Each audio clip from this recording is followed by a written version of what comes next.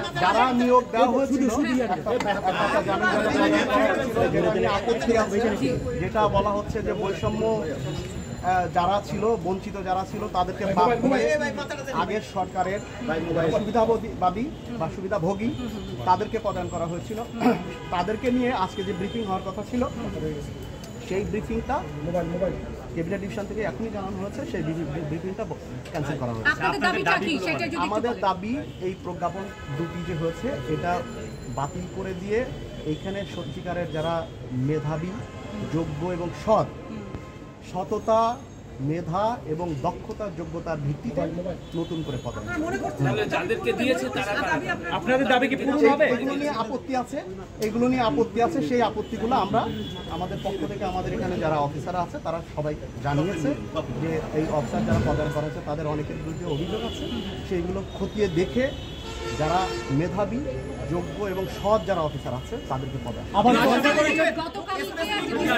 অনেক বলতে কয়জন আসলে টোটাল অফিসারকে যে লাঞ্ছিত করা হয়েছে, আপনারা কি মনে করেন এটা প্রশাসনের জন্য ভালো বার্তা দেয়? আপনারা মনে হয় ভুল করছেন, গতকাল কাউকে লাঞ্ছিত করা হয়নি। আমরা একটা ভিডিও দেখেছি। না, ওটা লাঞ্ছিত কোনো অফিসারকে কেউ লাঞ্ছিত করা। ভাই আমার একটা প্রশ্ন ছিল, যেটা হয়েছে আপনারা ভালো করে ভিডিওটা দেখবেন, কোনো অফিসারকে কেউ লাঞ্ছিত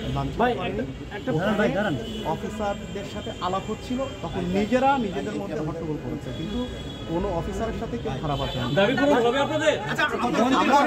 আমরা আশাবাদী এবং আপনারা জানেন গতকাল থেকে এ পর্যন্ত আমাদের ঊর্ধ্বতন কর্তৃপক্ষ যারা আছে তারা সবাই কথা বলছে এবং তারা বলছে যে আপনাদের যৌক্তিক যে দাবিগুলো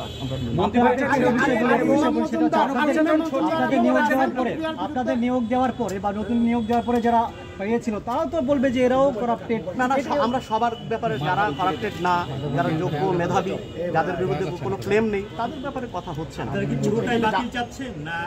না, বাতিল হলে তো সবটা বাতিল করে পুনঃ ঢেলে সাজানো। আমরা 34 জন 59 জন অভিযোগ কয়জনের বিরুদ্ধে সেটা পার্টিকুলারলি একটা 1-to-1 এটা করা হচ্ছে, অ্যানালিসিস করা হচ্ছে এবং এই অভিযোগ কিন্তু সবার বিরুদ্ধে নয়। আমি আবারও বলছি, আজকে আপনাদের সাথে যারা যোগ দিয়েছেন সেখানে কি প্রজ্ঞাপনে যাদের নাম এসেছে আছে তারাও আছে। এখানে এই মুহূর্তে আছে চিটাগাংয়ের ডিসি যাকে প্রদান করা হয়েছে, চিটাগাংয়ের জেলা প্রশাসনে প্রদান করা হয়েছে ফরিদা খানম, উনিও আছেন এখানে। ওনাদের অনেকেই চাচ্ছেন না যে এইভাবে এরকম একটা অনাকাঙ্ক্ষিত যে পদায়িত হয়েছে যেভাবে এই বিষয়টা ওনারা অনেকেই চাচ্ছেন। যে সমস্ত অফিসার সত্যিকারের যোগ্য, মেধাবী, সৎ এবং এদের মধ্যে যারা সৎ, মেধাবী, যোগ্য আছে তারাও যাতে থাকে সেই বিষয়টা আপনাদের আগের সরকার কখনো দেখি নাই যে পদায়নের পরে এসে মানে বাতিলের জন্য এরকম জড়ো হয়েছে, আগে কখনো দেখি না আমরা গত 16 বছরে। সরকার পরিবর্তনের পরেই কি আপনারা এই ভাবে কাজ করছেন? আপনারা তো দেখেছেন যে সরকার পরিবর্তনের সাথে সাথে অনেক কিছুই পরিবর্তন হচ্ছে। তা আমরা এই যে নতুন বাংলাদেশ গড়ার প্রাক্কালে প্রত্যেকটি সেগমেন্টে, প্রত্যেকটি জায়গাতেই সেই সৎ, মেধাবী, যোগ্য অফিসাররা যাতে পদায়িত হয় সেটাই তো সবাই কামনা করি। পার্টিকুলার আমরা এখানে যে প্রসেসের সাথে যারা জড়িত সবার বিরুদ্ধে অভিযোগ দিক না, আমরা বলছি যে এই বিষয়গুলোকে পুনর্বিবেচনা করে যেটা বললাম সেটা করা। জনপ্রশাসন সচিব এবং মন্ত্রী পরিষদ সচিব আপনাদেরকে কি আশ্বাস দিয়েছেন, কি বলেছেন? গতকালকে বলেছেন এটা প্রজ্ঞাপন বাতিলের ওনারা আশ্বাস দিয়েছেন। ওনাদের ব্যাপারে এখানে কথা হবে। প্রশ্নটা করেন, যদি না হয় তাহলে কি করবেন আপনি?